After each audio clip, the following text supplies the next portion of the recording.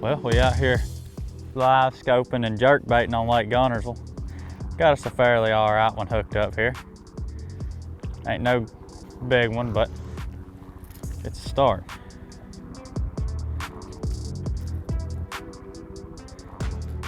Basically, so all that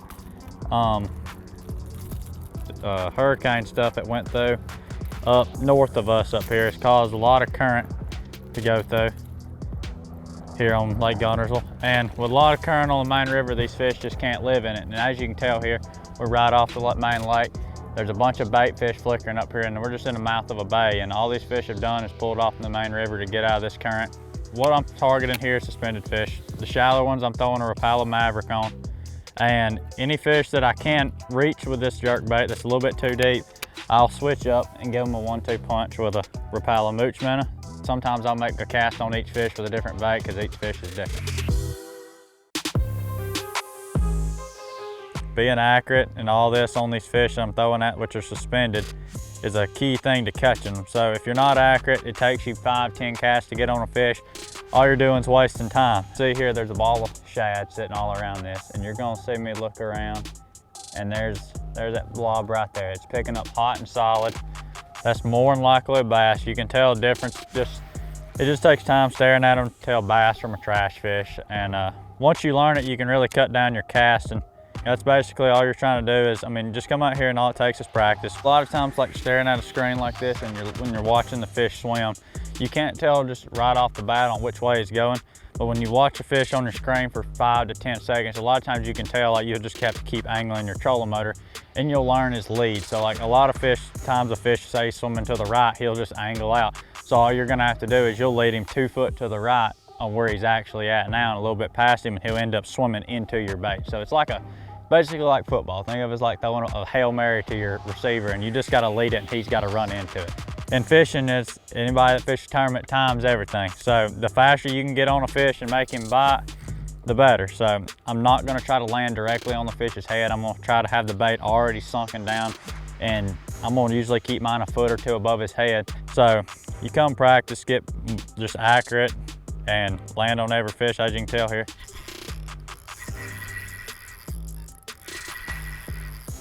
Yeah, so what I did here is I switched to a Mooch Minnow, which the only reason I did that is this fish was sitting below a bait ball and it's just a little bit too deep for a jerk bait, and it takes too long to get down there. So with these fish moving as much as they are, it makes it really difficult to get on them with a jerk bait. So I take a minnow, and as you can tell, it works just as effectively.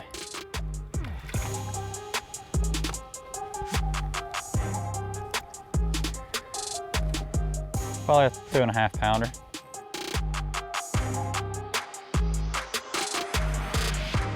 So I'm gonna go over what I hunt for and how to find these fish suspended out in the middle of these bays. Here's your main river, and we've had a bunch of rain, so the current's really, really high.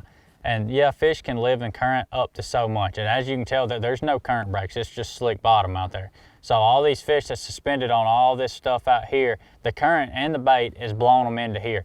And all this bait's just funneled back here to be in this big bay to get on grass and to stay safe, basically. And what I'm doing here is I'm sitting right in the mouth of this thing and I'm intercepting all these fish that's following this bait into this pocket. Basically, it's like a funnel, and it's about the only way for these fish to push in here. The bait's all in here and they're just coming in here to feed here. And I'm just intercepting any fish that's pulling in here to feed in this bay on all the bait.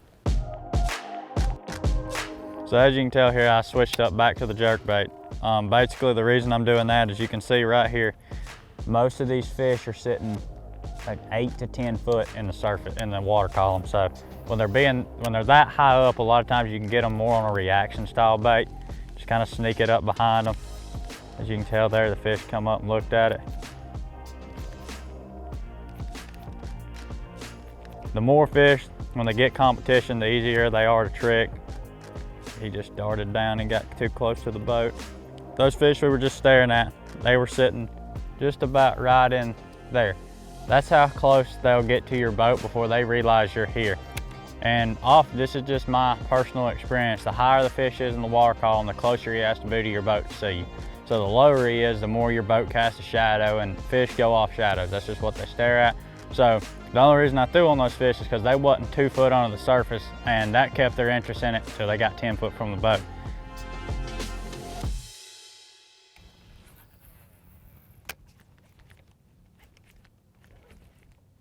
They move so dang much.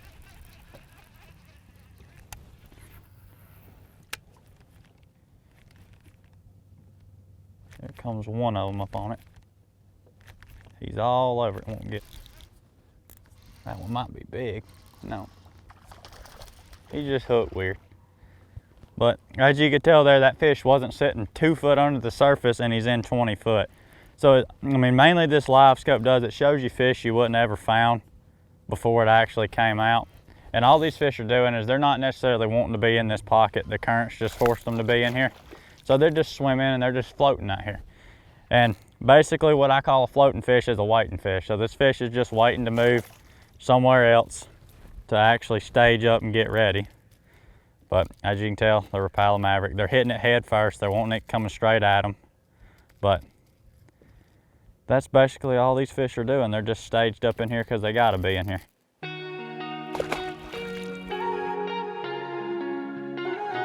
So this water on this area of the lake we're in is fairly clear. So I like a transparent looking shad color.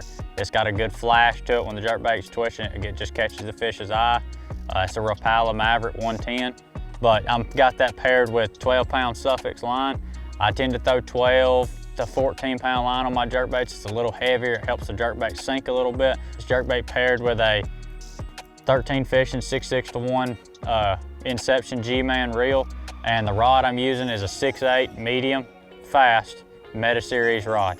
I prefer fast. It's got a little bit more give to the tip, but it's still quick enough to tips real fast. And I like a short rod. I'm a shorter person, so really the rod length is going to depend on how tall you are. I'm short. I like a 6/8. All right, so now I'm going to go over another technique I use to chase these fish out here, and it's going to be a minnow. I've got a 3/16 ounce brand new VMC tungsten head paired to a Rapala Mooch minnow. I've got that on a 6'9" medium fast Muse rod with an Axum 3.0 reel. I like the 3.0 reel. I don't like the 4. 4 is just too big in my hand, too bulky.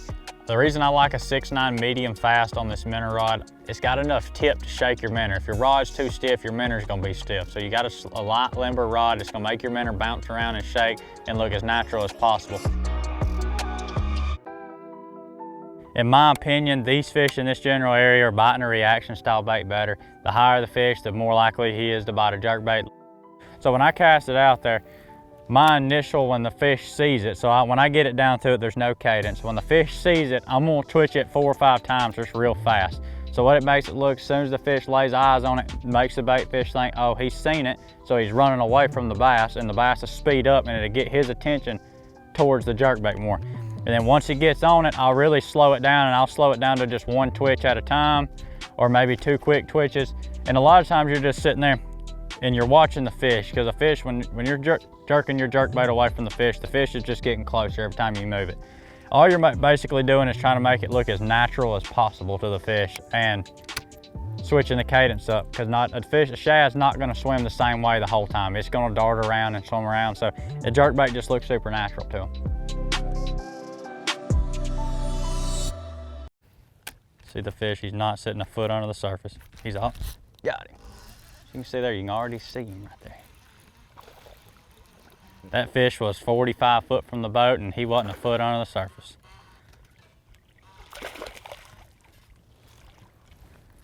He's a sickly looking sucker. He needed a real minnow. If y'all looking for some hooks for your jerkbait, VMC's got it down pat. Not a big one, but still fun. They moved. There's 3 of them there now, 4 of them. I just make the right cast, I get them to bite. Yep, here they come. He hit it, didn't get it. Golly. He's coming up on it again. Got him. That ain't that big. Maybe it is. There's your big one. So all we did here was we moved out of this bay a solid 100 yards or so. And most of the blobs we're seeing out here tend to be like they look a little bigger.